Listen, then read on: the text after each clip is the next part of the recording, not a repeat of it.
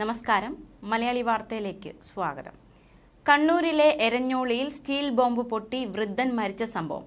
ആ സംഭവത്തിൽ പോലീസ് അന്വേഷണം ഊർജിതമാക്കി. ബോംബ് എവിടെ നിന്ന് എത്തിയെന്ന അന്വേഷണമാണ് ഇപ്പോൾ പുരോഗമിക്കുന്നത്. ബോംബ് എങ്ങനെ അവിടെ വന്നു, അത് ആരാണ് അവിടെ കൊണ്ടിട്ടത് എന്നതടക്കമുള്ള കാര്യങ്ങൾ വിശദമായി തന്നെ അന്വേഷിച്ച് അറിയേണ്ടതായിട്ടുണ്ട്. ആളൊഴിഞ്ഞ വീടിനോട് ചേർന്ന് കൊണ്ടുവച്ചതാകാം ബോംബ് എന്നാണ് പ്രാഥമിക നിഗമനം. ഈ ബോംബ് അവിടെ കൊണ്ടുവച്ചത് ഈ കഴിഞ്ഞ അടുത്ത ദിവസങ്ങളിൽ മാത്രമായിരിക്കാം എന്നാണ് ഇപ്പോഴത്തെ നിഗമനം. തലശ്ശേരി ന്യൂമാഹി സ്റ്റേഷൻ പരിധിയിൽ ബോംബ് സ്ക്വാഡ് കഴിഞ്ഞ ദിവസങ്ങളിൽ പരിശോധന നടത്തിയിരുന്നു.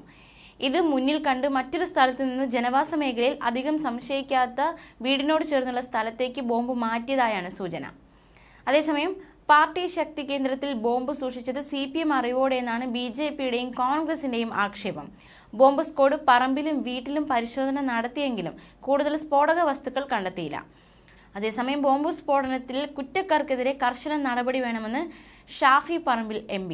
അതേസമയം ബോംബ് സ്ഫോടനത്തിൽ കുറ്റക്കാർക്കെതിരെ കർശന നടപടി വേണമെന്ന് ഷാഫി പറമ്പിൽ MP പറഞ്ഞു. എന്തായാലും കണ്ണൂർ ജില്ലയിലെ ബോംബ് രാഷ്ട്രീയത്തിന്റെ ക്രൂരതയ്ക്ക് മറ്റൊരു നിരപരാധിക്ക് കൂടി ജീവൻ നഷ്ടമായി എന്ന ആരോപണം ശക്തമാവുകയാണ്. എരഞ്ഞോളി കുടക്കുളത്തെ വേലായുധനാണ് അതിദാരുണമായി കൊല്ലപ്പെട്ടത്. ചൊവ്വാഴ്ച ഉച്ചയോടെയാണ് നാടിനെ നടുക്കിയ സ്ഫോടനമുണ്ടായത്. തലശ്ശേരി കോർപ്പറേഷനടുത്തുള്ള എരഞ്ഞോളിയിലെ ആൾപ്പാർപ്പില്ലാത്ത വീട്ടുപറമ്പിൽ വെച്ചുണ്ടായ സ്ഫോടനത്തിലാണ് വേലായുധൻ മരിച്ചത്. ആൾപ്പാർപ്പില്ലാത്ത പറമ്പിൽ തേങ്ങ പെറുക്കാൻ പോയപ്പോഴായിരുന്നു അപകടമുണ്ടായത്. പറമ്പിൽ ഉണ്ടായിരുന്ന സാധനം എന്തെന്ന് വേലായുധൻ എടുത്തു നോക്കിയപ്പോൾ സ്റ്റീൽ ബോംബ് പൊട്ടിത്തെറിക്കുകയായിരുന്നുവെന്ന് പോലീസ് പറഞ്ഞു. ഉഗ്ര സ്ഫോടന ശബ്ദം കേട്ടെത്തിയ നാട്ടുകാർ ആശുപത്രിയിൽ എത്തിച്ചുവെങ്കിലും ജീവൻ രക്ഷിക്കാനായില്ല.